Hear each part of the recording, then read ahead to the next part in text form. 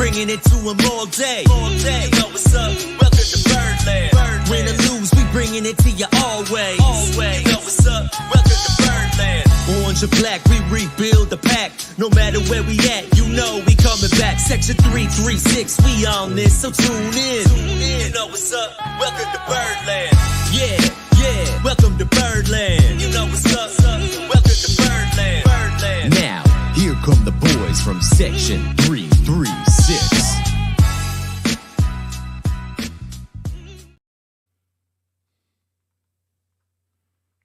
Hey, Matt. Hey, this is where you normally do your intro, and I know, but I didn't want to rush it. I like to do a little pause before a little pause. I always wondered about your pause there because a lot of times I would edit that pause out of the show, and I always wondered: is it that you're not ready? Are you not prepared? No, it was Josh. At one point, I don't remember when you did this, but at one point you told me, you said, "Matt, wait a second after the intro before you start talking." You told that to me. I do not remember ever saying that. And I took that to heart. And ever since then, I paused.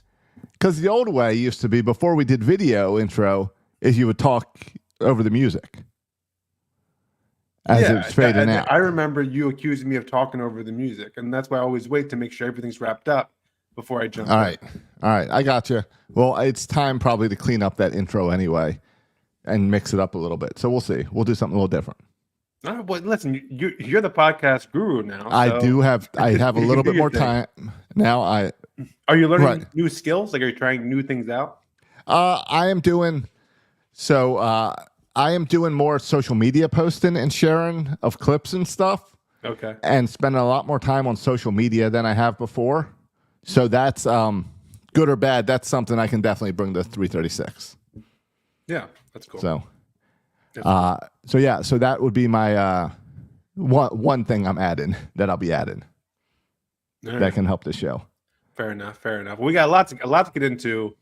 I feel like we haven't talked in a while. Yeah, a lot's changed. Yeah.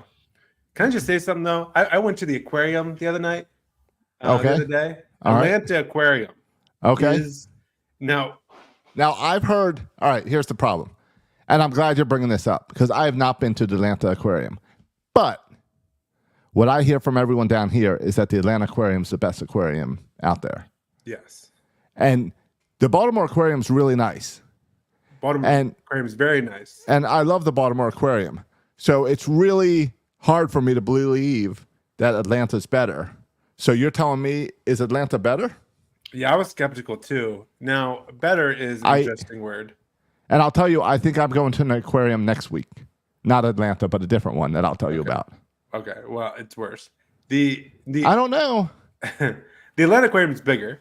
They also have, I don't think Baltimore used to do this. I don't know if they Dolphins? The Dolphins show. They don't do the Dolphins show anymore, do they? No. I think, what is it, PETA shut it down or whatever? People complain that it's not good for the Dolphins. Oh, these Dolphins are having a good time. So Atlanta does the Dolphin show. There's also a sea lion show. So they're big into the shows. It's also it's bigger. There's like more different areas. You know, they got the jungle and the sharks and this area and that. So they got more areas, more themed areas.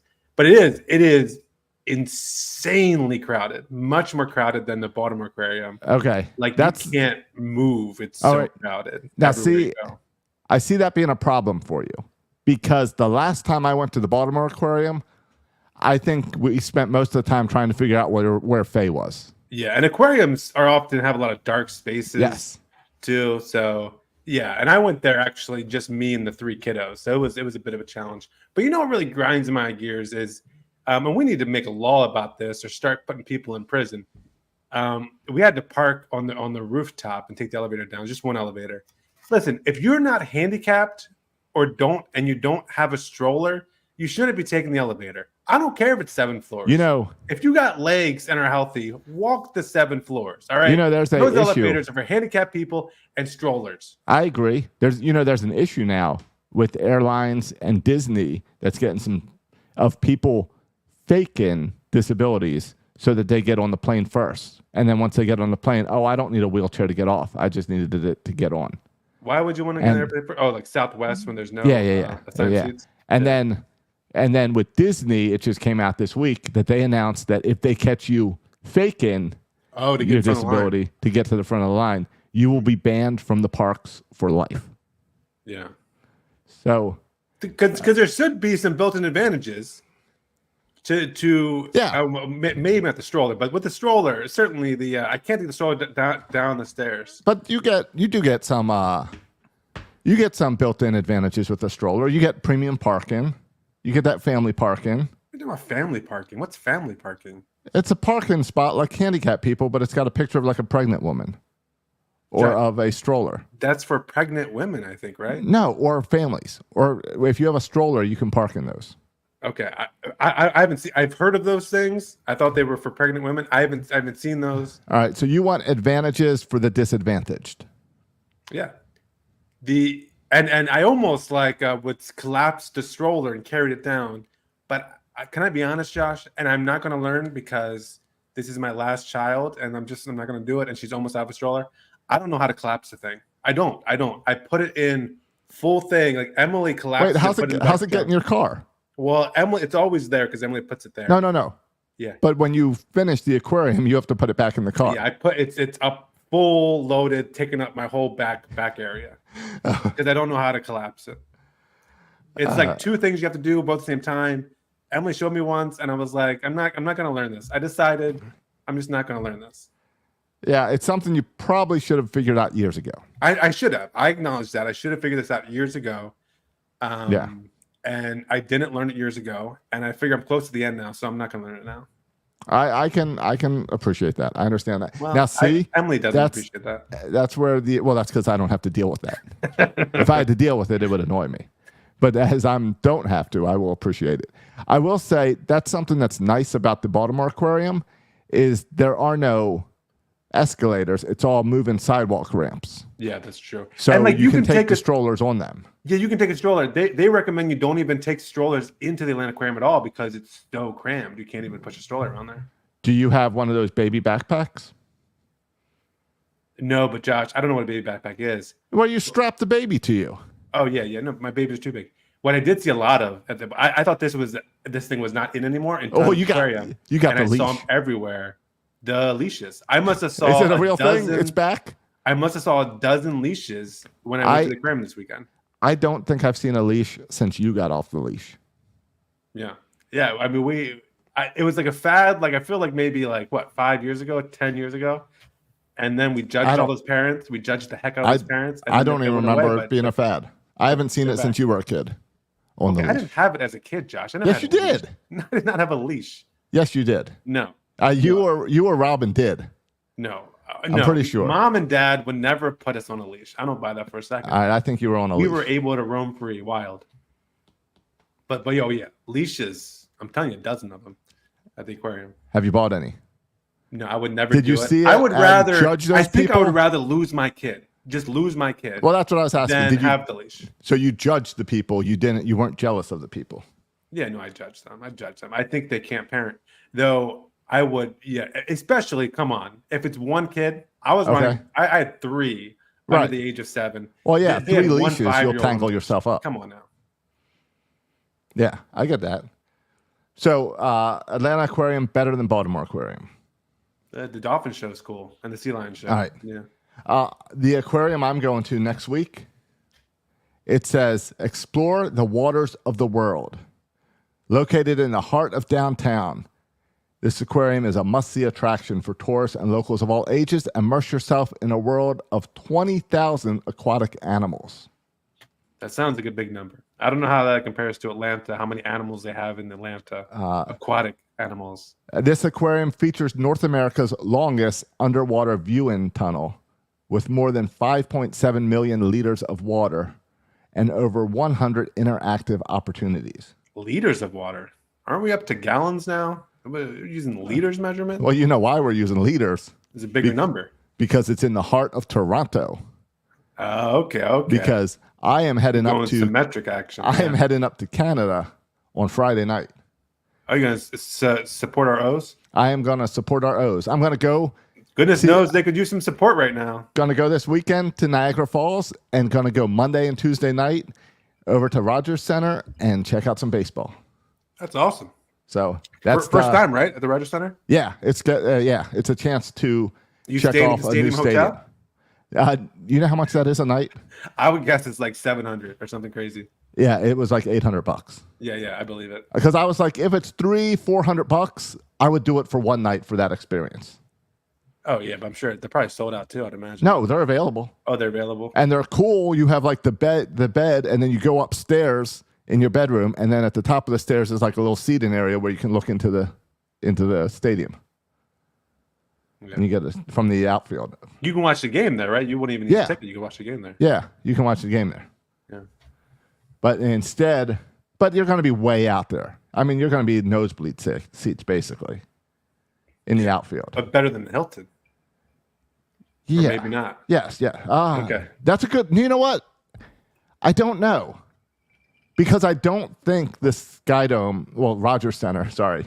I don't think it has balconies up there.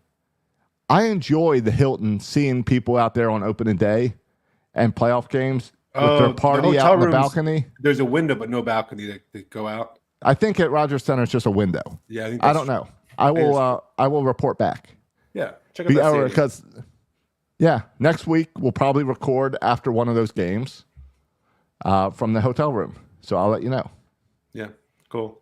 But don't be a jerk when you're there. I was watching. What do you mean? Don't be a jerk? I haven't seen Oriole fans travel and be a jerks. Yeah, but I'm watching this Orioles game, Josh, tonight while Boston kind of kicked our butts. Well, there's your problem. Is you started the word with Boston. Yeah, and Josh, and you tell me, is this a jerk move or not? I could be persuaded. Yeah, but the chant, "Let's go Boston" or whatever, chanting that in Camden Yards, is that just being a fan? Or is that over the top being a jerk? That is being a fan. Here's the problem. If the Oriole fans, they are the ones that failed here. Because what do you do when that chant starts up? You've got to make a louder noise. You boo them, or you overdo it with a "Let's Go O's" cheer. You have to what's the Under Armour saying? Protect this house. Yeah. You have to protect this house because in Chicago, when the Orioles just trounced the White Sox, you could hear the "Let's Go O's" on TV, and I thought it was cool. You thought it was cool? Yeah. Okay. No, it's not. It's a sporting event. It's not a library. No, you don't have I to go there I and know, respect. I know. You cheer when the team scores. Yes. And you cheer loudly for your team. You cheer loudly for every hit. But that's different from like starting a chant that's kind of disconnected from the play-by-play game. Starting a chant really loud in enemy territory. To me, that's a little bit different, but maybe not to you. Yeah. The problem I have with that is that the Red Sox played so well tonight against us and scored so many runs that like their fans, like the cheers pour into that "Let's go." Well, yeah, because that's what happened with the Orioles in Chicago. Yeah, when they're down 5 runs in the ninth, half the Orioles fans have left anyway. Right, exactly. I think at that point in the ninth, when you're having that, or at the end of the game, once the game's out of reach, if you bring up that "Let's Go O's" chant or "Let's Go Boston" chant, if you're the away team, I accept that because that is a celebration that not only did our team win, but us as fans won because we're shutting this place down. You guys are leaving early. Okay. I guess I'm just so jaded from we're rarely in Yankees that situation. And Red Sox fans and hearing "Let's Go Yankees" and the Red Sox fans my entire childhood in my house. And I've been to games where it feels like there's more Yankee fans than Oriole fans in my own house. And I think that's why there's some sensitivity there.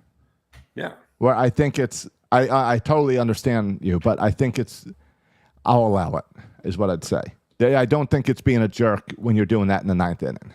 It's a celebration. And I will do a "Let's Go O's" chant if we trounce the Blue Jays. All right, fine. Do you think it's rude to yell "O" during the national anthem when you're in a random stadium? Do I think it's rude? Yeah, if you're not in Baltimore. I think it's rude if not at away games to shout "Oh no." No. I think that's like a heat check. Who else is in the That's how I see it. I see it as anyone else here? Yeah. Because I find it, being in Florida, I find it odd every now and then where I hear the national anthem without an O being yelled. Yeah, if I'm at a Mercer basketball game when they're playing Yes. Wolford or something. Do you yell it? I'm not shouting "Oh!" I'm not. I find that not only would that be rude, no one would understand what I was doing, and they would think like there's something wrong with me. So Correct. I'm not shouting it at a random sporting event. Me too. But I do say I appreciate the people that do. Yeah, yeah, and I might whisper it to Silas or something. Right, exactly. No yell. You're not going to yell in an empty movie theater at the wrong part. No one would be insane enough for that. Yeah, but there's some, Josh, who think the O is not just rude. There's some who think it's unpatriotic. Yes, and I've heard the funny thing is, all right, I love that we've got this is good like palate cleanser after we just finished the game that we don't need to dig straight into it. Yeah, I mean we've had an up and down week with wins and losses and the injuries. We gotta get into the injuries with the starting pitching. It's funny. I've heard some of the most strong-willed people talk about how the O is unpatriotic and disrespectful are the same people who yell red at the Caps games. Right. And I find it, do you find it, speaking of Nats, do you find, and this whole let's go chant, the Caps chant is CAPS, Caps, Caps, Caps. Okay, I didn't know that. But that's what the fans cheer there. Okay. Do you know what the fans cheer at Nats games? NATS? NATS, Nats. It's the same chant. That's cool. Do you think that's cool? Do you like that crossover? Or do you think because it's two Washington teams. Yeah, I agree. I like the crossover just like I get excited for Seven Nation Army crossing over between the two. Because the Orioles, I know that's used, and people tell me all the time, oh, they play that at soccer games. Right, everyone plays that. Yeah. Sorry, it doesn't fit as well as it does for the Orioles. And then to hear that crossover into the Ravens came from the Orioles, and you get that Baltimore what's the word? Where they're tied together. Yeah. I'm blanking. Synchronized or whatever. Synchronization, yeah. Synergy. Synergy is the word I was looking for. Yeah. Okay. But I'm not great with language. I referred to a teacher today as a man teacher because it's the one elementary school teacher at my kid's school that is a man. And I said, he is a man teacher. And then I realized, Uncle Matt is a man teacher. I'm a man teacher as well. There's a lot of man teachers out there. Yeah. Men teachers. So I was made fun of for saying man teacher. I think that's appropriate. I think so too. All right, so let's get into this, Josh. Do we have to? Well, I mean, we lost today, but that was the first time in almost a week. We just keep on winning. No, it's not. No, it's not. We had a great weekend. We won 4 games in Chicago over the weekend. We swept a 4-game series. Who sweeps 4-game series? We won Monday night. And then 5 in a row. Right. And before that, what happened? We were swept. Was that a 4? No, that was a 3-game series. 3-game. Yeah. Which I am shocked that Oriole fans are not putting an asterisk on that game because of the rain delay that ran into the next day. That screwed up the whole streak. So now we're going to be sweepless without a reschedule or without postseason. You got to give excuses. Right. No. I think this puts the sweepless streak to bed. Thank you. I'm glad. Yeah. Josh. Get rid of that crap. Josh is happy the Cardinals swept the Orioles. You heard it here first. No, I am happy that we can finally all agree that the sweep streak ended back when the Rangers beat the Orioles. Yeah, but it was kind of cool, Josh, to see the Cardinals sweep the Orioles. Is that where you're going? You thought it was cool? It was kind of the 2-year anniversary from Adley Rushman's call up when the sweepless streak started. Yes. 2 years regular season not being swept. That's well done. Good. Oh yeah, it's well done. It would have been way more impressive. The game against the Rangers in the playoffs, but right, get one win in the playoffs, and it would have been way more impressive. Yeah, but no, we can stop. People can stop. It's talking about it and correcting people. It's like Lamar Jackson. We can kind of move on. It's like Lamar Jackson when the news came out about how the Ravens are going to play the Chiefs for Week 1 of this coming season, and they asked him about beating the Chiefs. He's beat the Chiefs before. Yeah. But his response was obvious. It doesn't matter unless it's the playoffs. I was watching the basketball game. By the way, I'm super into the NBA now. I even went out today, Josh, and I bought a video game. I bought NBA 2K. I had Okay. the How other much one. was it? Was it 2K this year or 2K like 4 years ago you got for $5? No, they had it on sale for $19. 2K24. Okay. Oh yeah, halfway through the season. Yeah. Well, I tried to get on the PlayStation. It was $70 still, but I went to Yes. Best Buy and they had it for $19. Yeah, And I hate that. I hate that the digital games they don't discount them, so they end up costing more than buying the physical media.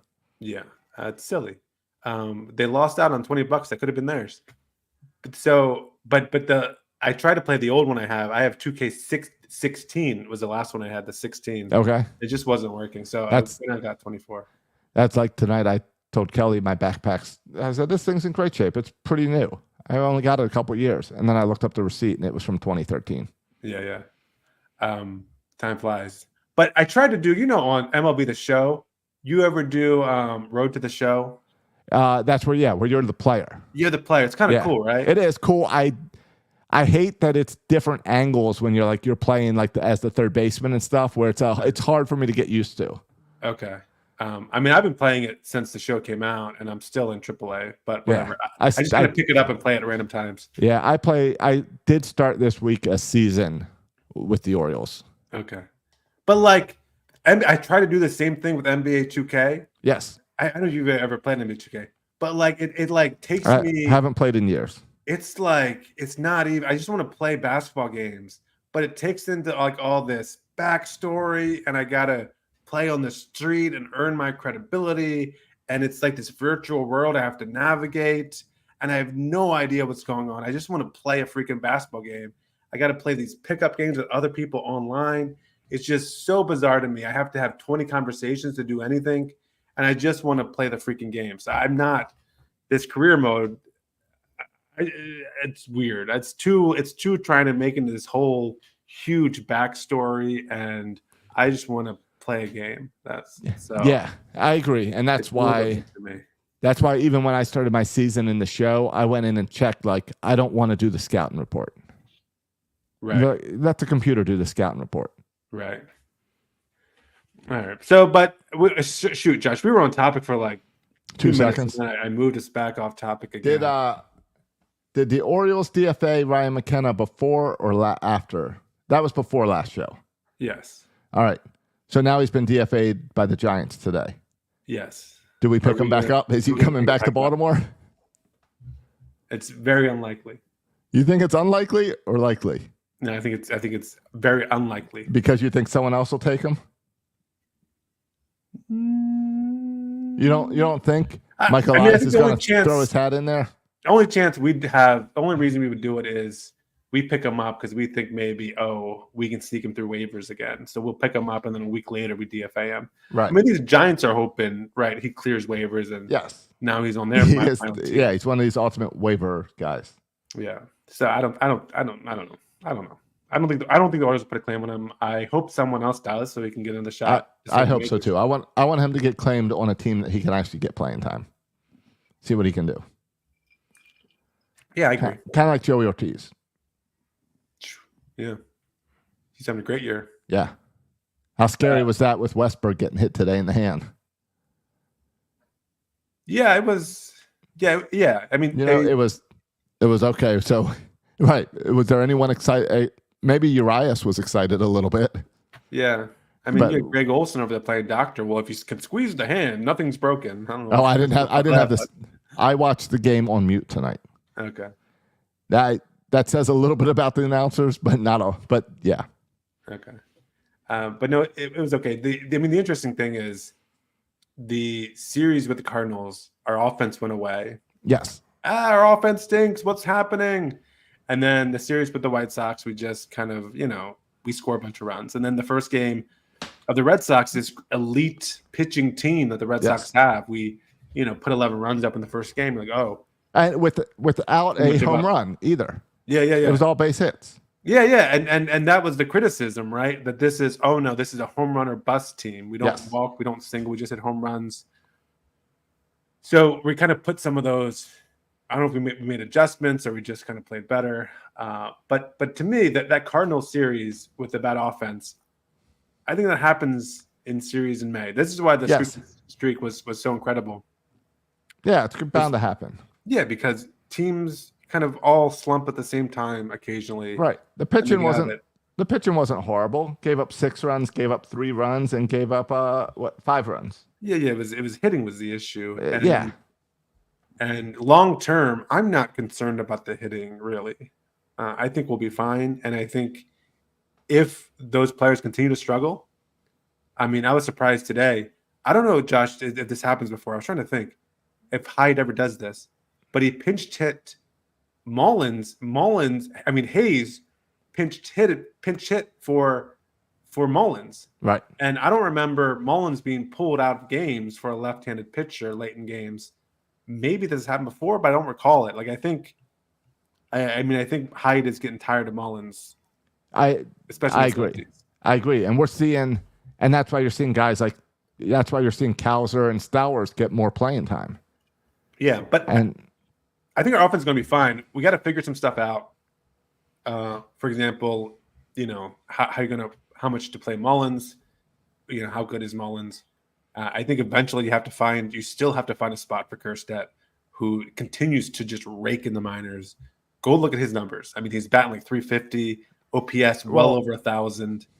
Like he's still raking down there. Right. I saw someone post the numbers for Holiday since he was down there. Yeah, he's been struggling. Batting 240, OBP of 400, which you'd like to see, but the batting average 240. Yeah. But again, like I don't put much stock in those numbers because he's working on stuff, and hopefully he works on the stuff he needs to work on and can get back up here. But I think like long term, we got to figure some stuff out. What's Arias's role? But I think our offense will be fine. The offense is the least of my concerns. I have other concerns about this team. Right. Yeah. Right. The problem though is that it's the outfield starters, like your presumptive starters, your outfield veterans, that's where your batting average is just down the tubes. And it's like we talk about Mullins because Mullins has been driving me crazy, but Hayes' numbers are really bad. Yeah. Santander is hitting the long ball, but his numbers are way down. His batting average is down to 203 right now. Yeah, and Hayes is under 200. Yeah, Hayes is at 164. Now, part of that is he was really bad before the injury and hasn't had a whole lot of opportunity to build it up. Big spot here in the bases loaded in the 6th. He got 2 strikeouts tonight. Yeah, and what was that? That was bases loaded with no outs. Yeah. Tonight, and then we got Hayes struck out.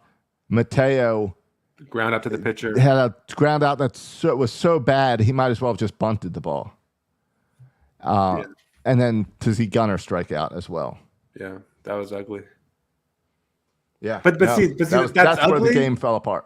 That's ugly, but that's also something I don't care that much about. Like I'm not losing sleep over not scoring any runs. A horrible inning. Loaded, because big picture wise, that's most times you have bases loaded, no outs, you're going to score runs. Gunnar Henderson's not going to strike out every time you have bases loaded. Right. It was just kind of an unfortunate thing that happens occasionally, but big picture wise, it doesn't bother me at all. Okay. I think our offense will be fine. Now I'm more concerned about Keegan Aiken and Cianel Perez. It's the bullpen. Bullpen honestly, and injuries to starting pitching, which we're seeing kind of stack up, is what. Yeah, is how much can we handle? Like it's been awesome to see that Cole Irvin, whether he's in the pen or starting, he's been great, and it's been nice to see him be reliable and trustworthy there. And same with Suarez. Same thing. Yeah. But there's a lot of question marks in this bullpen, and there's a lot of guys I don't trust. Well, yeah, but Josh, but this is a direct conversation also about the pitching. Remember, we were talking about the starting pitching a week ago, and we're like, well, we don't know. Are we going to have to go with 6-man rotation? How are we going to make this work? And now you wake up today, and Wells is still hurt. No word on if Wells can even pick up a baseball. Dean Kramer now is on the IL. John Means is now on the IL. And so all of a sudden, Suarez is starting games as an opener / I don't know what. Now, of course, Irvin is starting games. And what that does have an impact on your bullpen, right? Because you're taking Irvin, who's a very effective bullpen reliever who can pitch multiple innings, same with Suarez, and you're removing them from the bullpen. Thus, you have less options to go within the pen, and you rely more on, I mean, Yadier Cano is going to throw in 100 games this year. Goodness. I'm concerned at the lack of depth in the bullpen, right, and the lack of quality in the bullpen. And when you take starters away, and those starters like Irvin and Suarez have to go back to start rotation, it weakens what I think was already a weakness in this team. Right. The update from Brandon Hyde before the game today was Dean Kramer with a right tricep strain is continuing to improve and getting closer to playing catch. To playing catch, Josh. Yes, I know. Nothing new on John Means, who has a left forearm strain, and nothing new he's not on playing catch. Right, and nothing new on Tyler Wells, who has a right elbow inflammation. Going back almost a month now, and not playing catch. So I don't know if you can see my whiteboard back here, but I erased the rotation here. Since the beginning of the season, preseason, I wrote down 7 starters. Yeah. And said, look, we've got some depth in our starting rotation. Well, 3 of those guys Brandon Hyde just mentioned are hurt with no plans to come back. With no plans to come back. And so this is concerning. Now we're gonna make it work. And there's also we have one other bullet in our holster, if you will. And that's Kate Povich. I would love to see Povich come up. I thought you were going to say the guy we signed yesterday and brought into the bullpen. Hesley? How do you say his name? No, you're talking about Thiago Vieira. Oh, yeah, Vieira. Sorry, Hesley was the day before, I think. Heasley was the day before. Vieira, the guy that poor Vespi, that we pulled up and then sent down again before he got any playing time. Yeah, there was a couple trades made since we last talked, Josh. One of them was Garrett Stallings, a AAA pitcher, was traded for Thiago Vieira and Anuaris Rodriguez from Milwaukee. Thiago Vieira went right into the bullpen and had a chance. And I don't remember his line exactly. I think it was something like walk, something like that. I think it was. I suck. Yeah, it was like, let me come in 11-1 game or whatever it was, and make everybody sweat again by walking everybody. Exactly. Yeah. But Vieira is still in his team, right? Like, there's nothing happened with him, right? He's still in the bullpen. He pitched officially 0.0 innings yesterday. He gave up. Do you know how many hits he gave up? One or none. 1 hit. Okay, yeah. He walked 4 batters and gave up 3 runs. But Josh's stuff is nasty. With no strikeouts. His stuff is nasty. He's got an ERA of 6.85. But his stuff is nasty. Yeah, it just doesn't go across the plate. Yeah, I mean, he's throwing 99. He's throwing 99 with movement. All right. Like, so much movement that he doesn't know where the ball's going. I know. It's what's the guy from Major League? Wild Thing, yeah. What's his name? Charlie Sheen. Yeah, I know it's Charlie Sheen. I meant the character's name. But I mean, the idea there is you hope to fix them, and it's not. And I saw someone criticizing the Orioles saying, like, "Listen, we're a playoff team, and we're messing around with these fringe relievers." But everyone does this. Yes, they do. Every team kind of, you do the DFA stuff.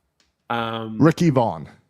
Yeah, Ricky Vaughn. But everyone does this, especially when our bullpen's got so many question marks. You want to see if you can get anyone that can hit. Right. And if Vieira can throw strikes, he does become elite. And the Orioles have had success, right? Bautista, Cano are 2 great examples of guys who threw hard and had a lot of walks. And the Orioles kind of fixed them. So did we put him in a game too soon?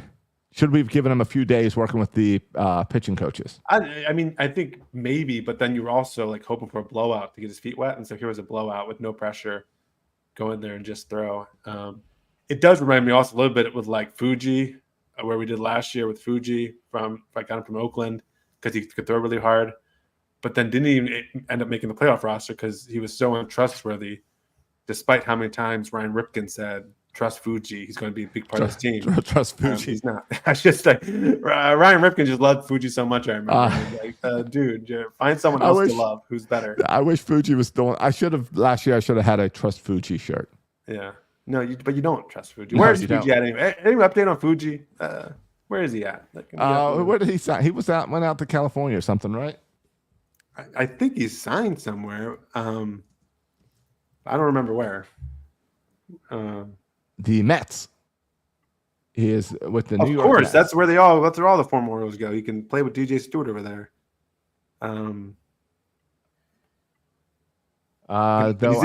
He's playing. Oh my, he's playing right now. Yeah, for Syracuse at AAA. Yeah, I was going to say he hasn't had any games for the Mets. Here's his stat line: out of the bullpen, 7 2/3 innings. In those 7 2/3, he's given up 15 runs with 17 walks. Ouch. Trust. But trust him. Trust Fuji. He can throw 100 miles per hour. Trust Fuji. Yeah. So the other, let's talk. So Thiago Vieira, I'm curious to see how long this experiment lasts. Another game like that, and it won't last. They'll say goodbye. I don't know when you can pitch him. Like when it's like maybe tonight's game after you get down. I feel like you have to be up or down by more than 5 or 6 runs to pitch him. Yes. And I don't know if we have the luxury to have a bunch of guys in there like that you really can't pitch. No, all right. So Orioles bullpen right now. And Josh, you mentioned before, Nick Vespi. Man, if you're Nick Vespi, you're so annoyed. Oh, right? yeah, because all he does. Let me trade for this guy to walk 4 batters and give him a hit 3 runs. I don't think Vespi's pitched yet this year for the Orioles, but I think he's been up 3 times already with the Orioles. I hope he kept the per diem money and put it in savings. Right. Getting some frequent flyer miles. Yeah. All right. Let's talk about this bullpen. Who do you trust? Well, can we talk about one other move? Right. Well, there's two other moves on the bullpen. All right. Yeah. This is something I didn't even look. Okay, so before the show, I always Google Orioles, and this came up, and I didn't even know. Looking for news stories. Yeah. I always do this for the podcast. Orioles news, just to see what people are talking about. And I do the same thing up for MLB trade rumors. I haven't been on X all day, so maybe this is X. But then, like I said, is this true? So I went to Rakubako. I can I just say something?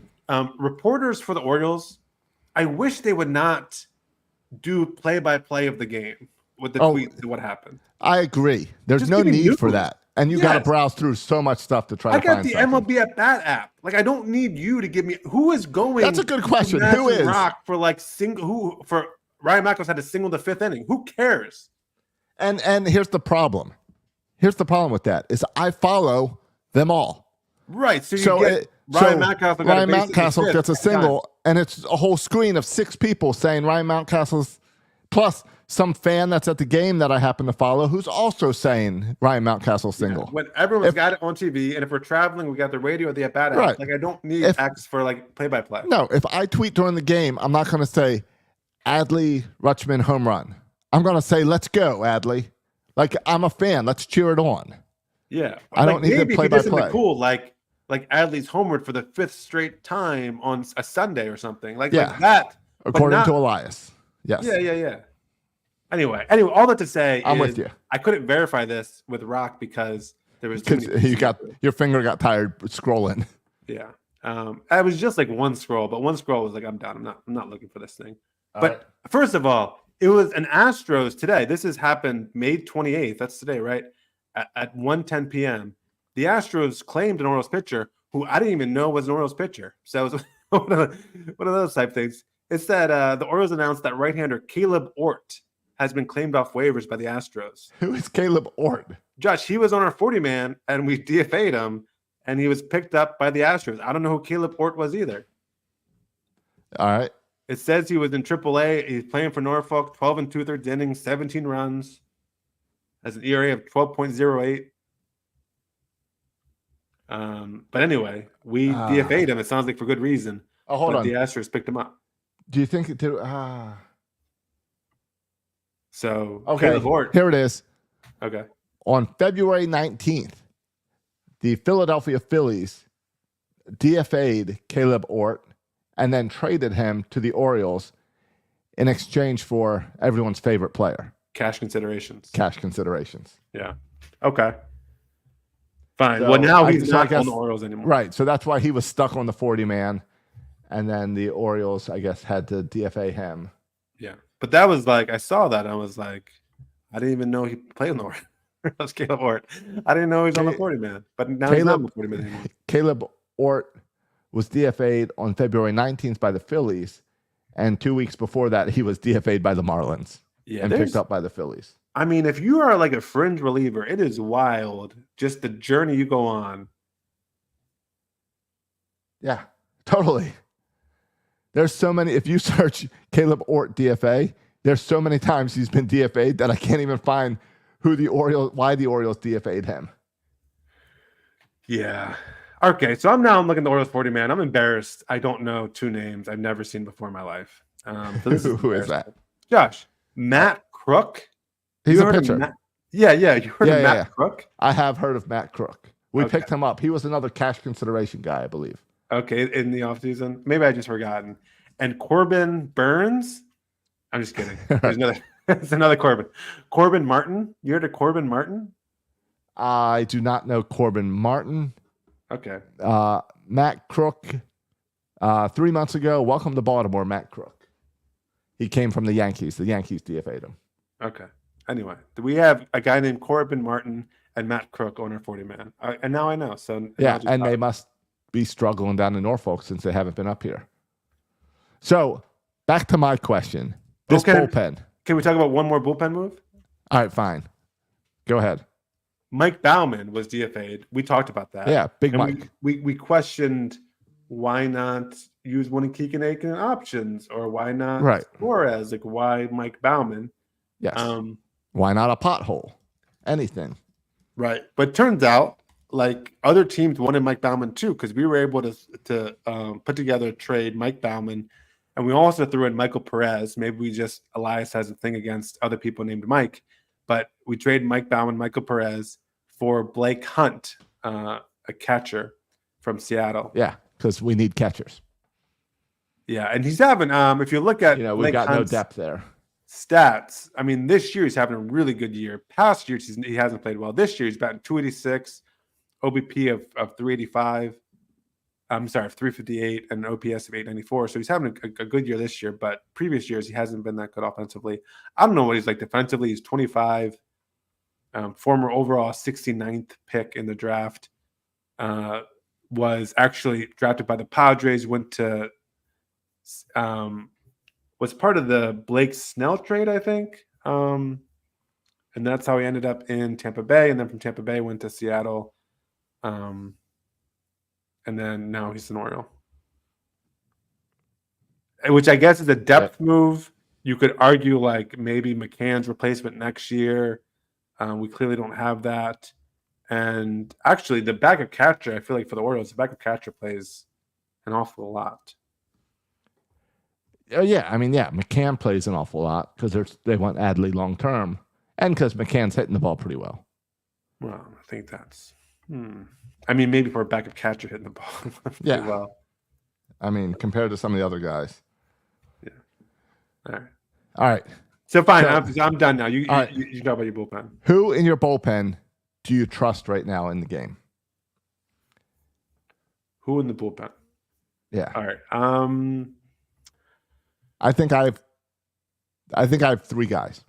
Really? No, two. You I think. Two guys you trust? Yeah. You don't have two you trust? I mean, I like Cano. Cano, I trust. Is a bigger word than I think I trust Cano. Okay, and the guy I trust the most would be Jacob Webb, I think. Okay, I was going to go with Danny Cullum. Oh yeah. You're right. That's the guy I trust. That's really the answer. Yeah, Cullum and Cano are the only guys I trust in this bullpen. Yeah, I don't trust Webb. Okay, and that's fine. I mean, Webb has been one of our better pitchers. ERA of 2.31 this year. Yeah. He's been one of our better pitchers in the bullpen. All right, But then again, maybe it's just more. Maybe it's just recency bias that I'm thinking because he struggled on that rain delay game. Yeah. Well, also like, I think we saw this with Kimbrel early in the season. They're just being used so much. It feels like in back-to-back games that I think it just takes its toll. Yeah, and here it is. Here's why I don't trust him at the point. Because he's been in the last 7 games, he has 2 losses. Okay, yeah. And that's a high number for a reliever. Yeah. I mean, it's crazy. You look at, I don't know how many games are we in right now, but Cano has pitched in 27 games. Webb has pitched in 26 games. It's kind of wild. For comparison, Perez and Tate have only pitched in 13 games. We are 53 games in. Yeah. So and Canoa's pitching 27 of them, right? That's more than half the games he's pitched in. It's kind of wild. More than 50% of the games. Right. So, but yeah, I don't know. I don't know really what you do with this pen. Cano is also giving up a batting average of 253, which is not good. No, that's not good. And you know what? I am starting to trust Kimbrel again, as scary as that sounds. I like him in this new role where he's not the closer. The last 7 games, he's pitched 6.2 innings. And he has 4 saves, no runs. So an ERA of 0. Yeah. For the last 15 games, he has an ERA of 4.50. Okay. So it's really turned. He's really been pulling it down. Okay. This past week. Yeah. Over the past what? What was the sample you used? 7 games. All right. And can I just say something about the 7 games? Yeah. If you look on like, okay, I mean, let's start with, three of them were against the White Sox, so I can do that. Right, but we'll go back even to Arizona, May 11th, and then Baltimore against Toronto, May 13th, and then there was a 6-day break to May 19th, and then a 4-day break to May 23rd. This is his appearances, right? The 11th, yes. The 13th, the 19th, the 23rd. Right, you're giving him breaks. Right, and then he did pitch back-to-back on the 23rd and 24th, but on the 23rd, he only threw like 2 pitches. Right. He got 2 outs. That was when he came in real late in the game. And I'll say, in April, we used him all the time. We didn't space it out. He pitched, if you look at the schedule, in April, and really up until that 6-game break, he was pitching every other game. April 5th, 6th, 10th, 11th, 14, 15, 17, 20, 22, 24, 26, 28, 3, 4, 8, 10, 11, 13. Until that break, he was getting maybe 1 day off every other day. He was pitching a ton. So we put a lot on him, and I think that's where we saw him start to implode a little. Right. Yeah. So that 13, it looks like this month it's at 10, which just sounds more reasonable than 13 appearances, which sounds like, oh, that's pretty close. Just 10 or 13, he might get to 11, but that means. But that's a game a week. Yeah. That's like an extra couple of days. And so, happy birthday, Craig Kimbrel. Today turned 36. If you had the sound on, you would know that, Josh, of the game. But no, I had the sound turned off. He's 36. And so I think it's appropriate to not pitch him back-to-back days unless there's some like quirky exception where he only throws like 5 pitches or something like that happened in the Chicago series. Right. So I think he should be pitching once every 3 days and he could be effective. Though with a closer, you like a closer to be able to do back-to-back days, right? Because sometimes you need a closer back-to-back days. But maybe that's not what Kimbrel is cut out for anymore. Again, I want Kimbrel to be good in August and September. And so if you need to figure this out in April and May that he needs more rest, then fine, figure it out. But give Kimbrel rest and see how he does. I have a lot more confidence on Kimbrel on 2 days rest than I do on back-to-back days. Yeah. Kate in the chat is asking about the stats of how often the Orioles lose the day after a blowout loss. And the Orioles don't get blown out that much this season. So that's you mean after we blow out a team like we did yesterday against Boston? Oh, after we blow out the other team. Yes. And our that's performance after. right. And that's a stat that blowouts are so odd this year. So when I'm looking at it, we blew out Minnesota 11-3, and the next day we beat them 4-2. So yes, our bats took a break the next day. And then I'm looking for another high-scoring game.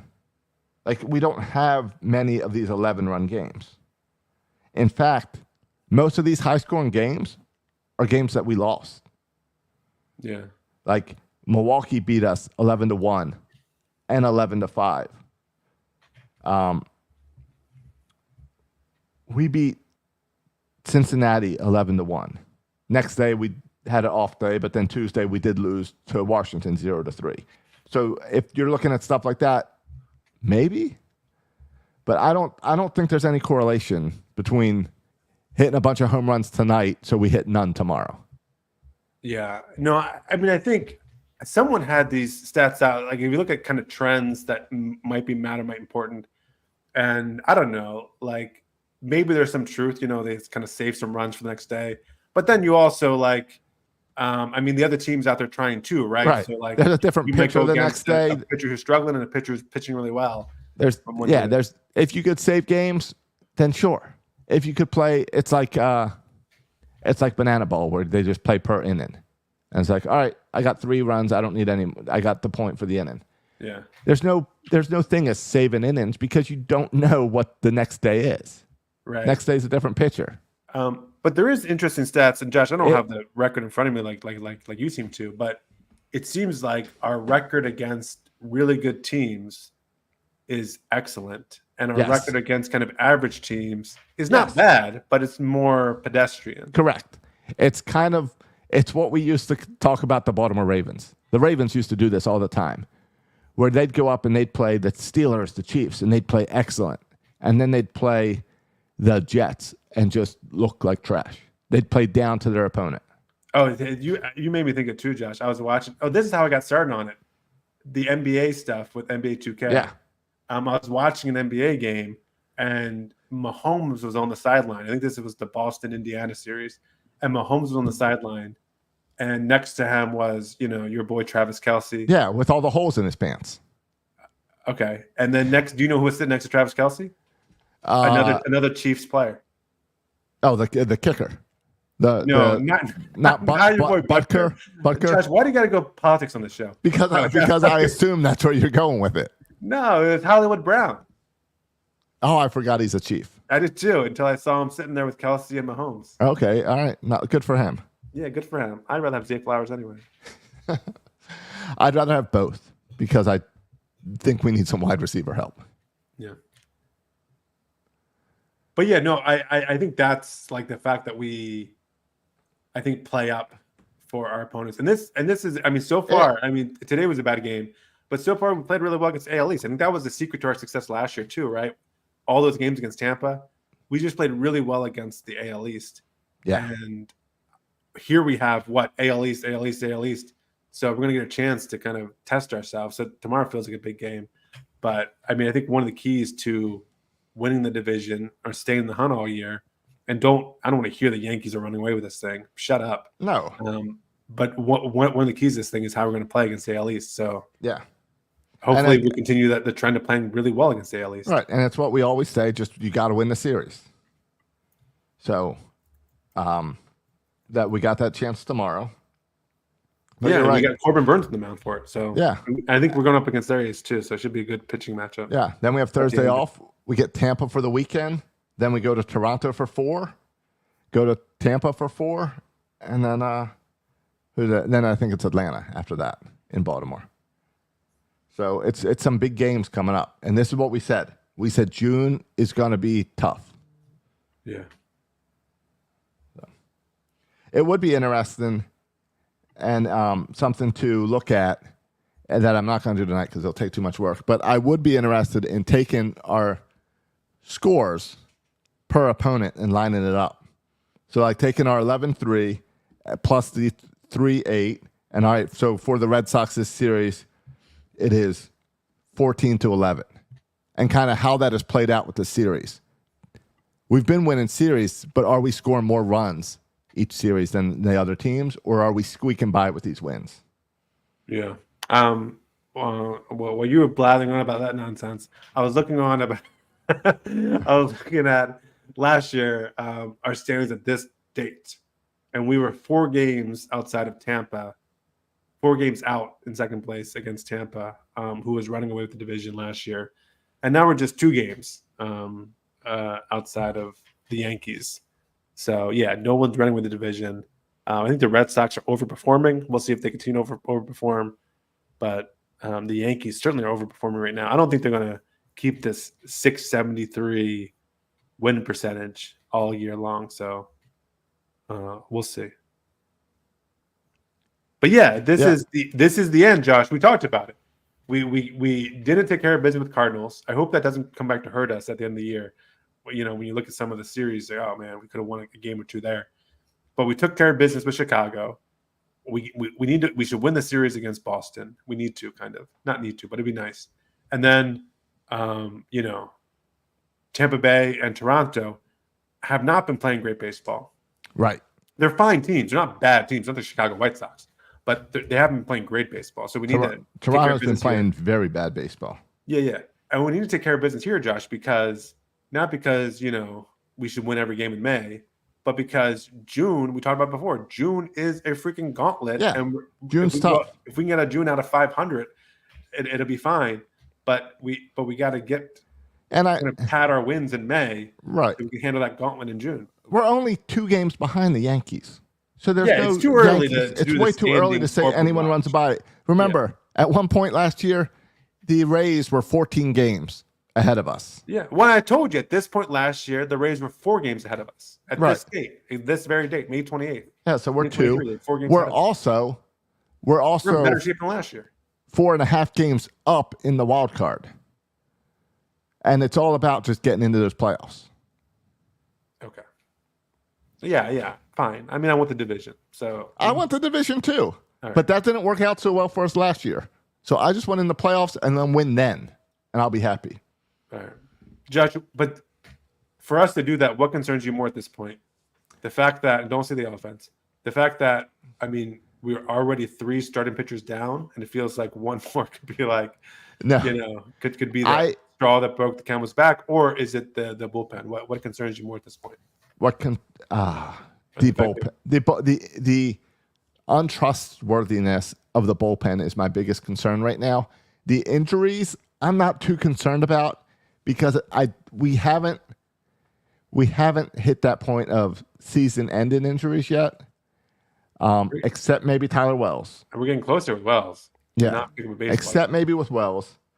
And John Means is coming off a season-long injury. Correct. And so that's concerning too. Yes. But I also know that we have the chips to bring in a pitcher if we need to. And we can do that. I'm not concerned about the starting pitching, because I know we have the depth there. Yes, we're 3 men down. But if we can get those 3 men some rest and let them come back when we need them, when they're fully healthy, and whatever it takes, be careful with them now so that you have them in October and November is what I'd say. Yeah, I think Kate Povich is ready to fill one of those roles too. I would love to see Povich this weekend in Toronto, or next week in Toronto, or tomorrow. Yeah. I don't care. I would love to see him on this team any day, whether it's on TV or in person. Yeah, so I think they got that working for him. When do you think Jackson Holliday is even in the plans for this year right now? Yeah. You think I guess you said earlier you think he's working on something. Yeah. I mean, I think when we get to playoff push here, I think Kerstedt and Holliday are going to be 2 big pieces in this offense. And I think at some point, I know you don't want to talk offense struggles, but at some point, you got to look at Hayes, Santander, Mullins, and be like, do they need 15 days off? Do I give them, put them on the IR, send them to go work on something down in? You're not going to demean them to AAA, but will you go tell them to go work on something? But Josh, isn't that just not dealing with the problem? Okay, so it's because what does that do for Austin Hayes now all of a sudden, if you put him on the 15-day DL in June, now in July and August, when the games matter even more, you have an Austin Hayes problem if he's still not performing.